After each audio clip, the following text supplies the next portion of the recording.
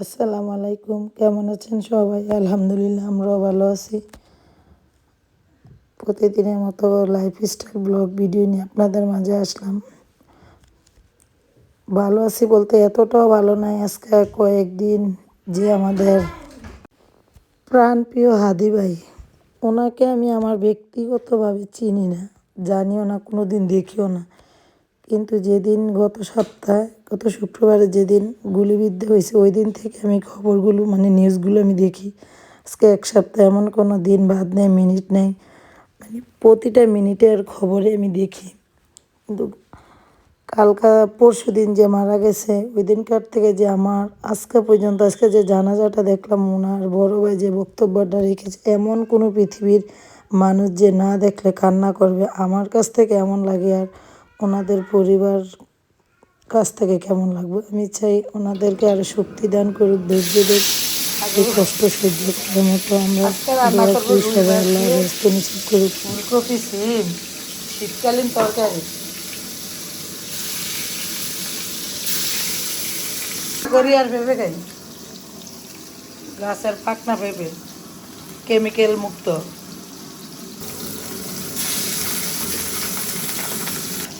নিজের হাতে রোপণ করা পেঁপে গাছের পেঁপে খাইতেছি, আলহামদুলিল্লাহ।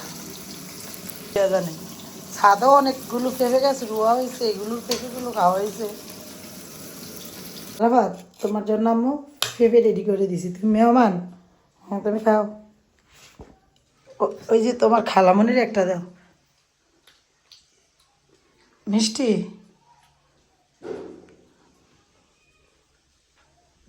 হ্যালো গাইজ, আর কথা তো বলতে পারে। পেঁয়াজটা হয়ে গেছে, আদা রসুন দিয়ে দিলাম, মাছ ভাজি হইলে এখন রান্নাটা বসিয়ে দিচ্ছি। এমনি রান্না দেরি হয়ে গেছে, তারপর খিদে লাগবে। মশলাটা একটু কষায় নিতে হবে, কাঁচা কাঁচা গন্ধ তরকারির ভিতরে লাগে।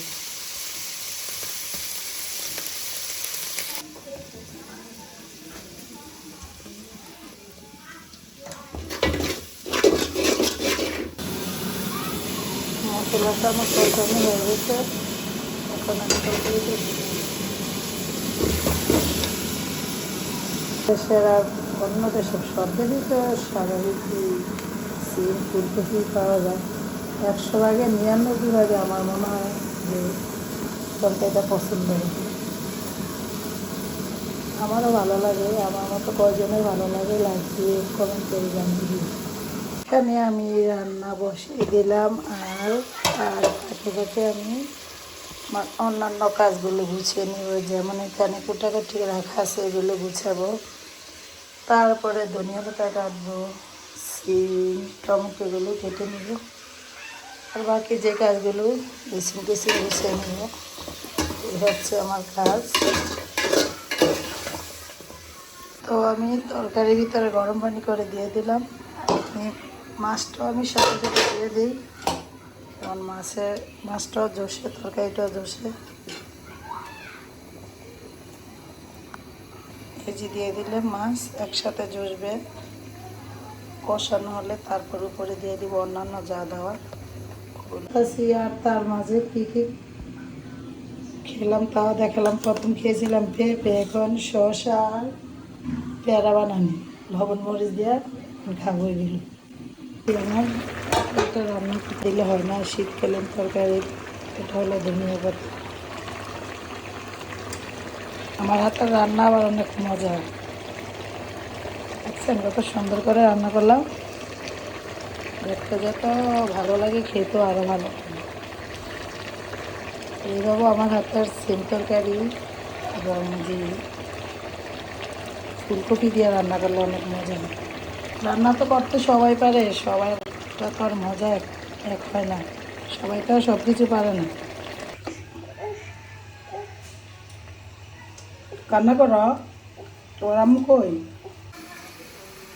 আমাদের সন্ধ্যার নাস্তার রেসিপি এটা আমার বোনে বানাইছে, আমি জানি না কি বানাইছে, খাওয়ার পরে আমি বুঝবো কি বানাইছে। এটা কি, এটা কি পেঁয়াজ, আলু, কাঁচামরিচ, ধনিয়া পাতা। আরে বা ধর খাইবেন এই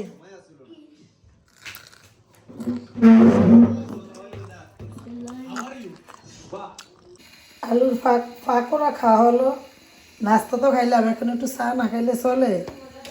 সব খাবার লাস্ট চা একটু খেতে হয়, তবে খাওয়া পূর্ণ থাকে, পূর্ণতা হয় না।